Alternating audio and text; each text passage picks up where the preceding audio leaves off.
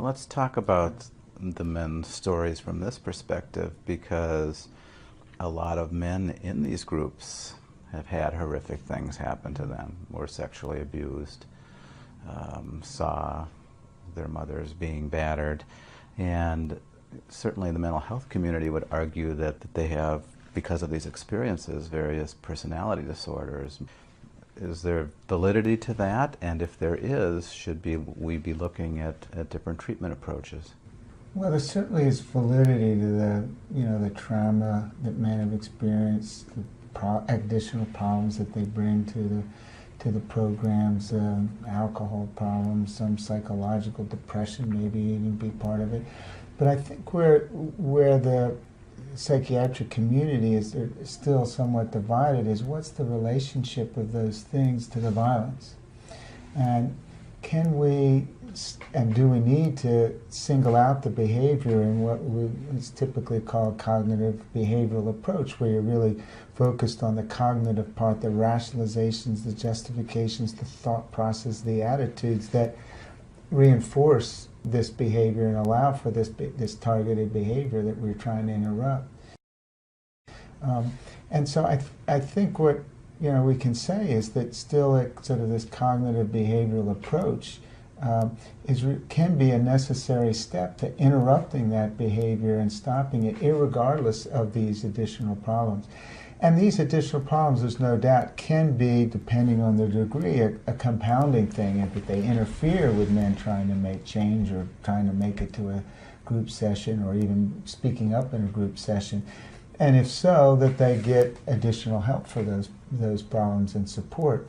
But that it's not a mutually exclusive thing. You've got to get in there and interrupt that dangerous behavior, regardless of how depressed they are.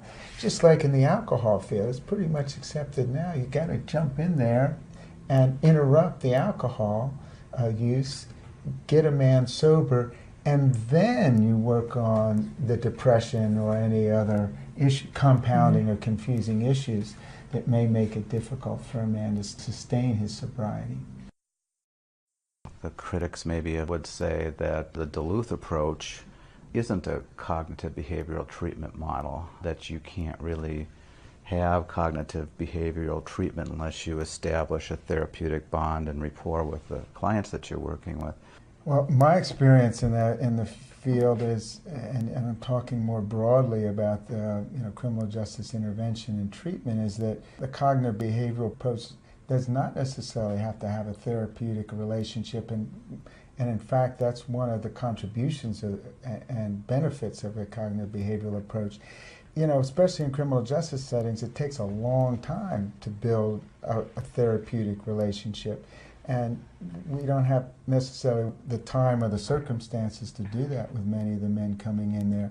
That what's important about the cognitive behavioral approach is sort of the techniques that it's exposing, helping men to recognize their thought patterns, as well as looking at their behavior processes and different ways to deal with their behavior or express their behavior and interrupt their behavior. Those things are much more educational and can be accomplished. I think, well, still you need a competency with a counselor, but not necessarily a therapeutic relationship that constitutes time of building rapport and building trust between you and the person you're working with.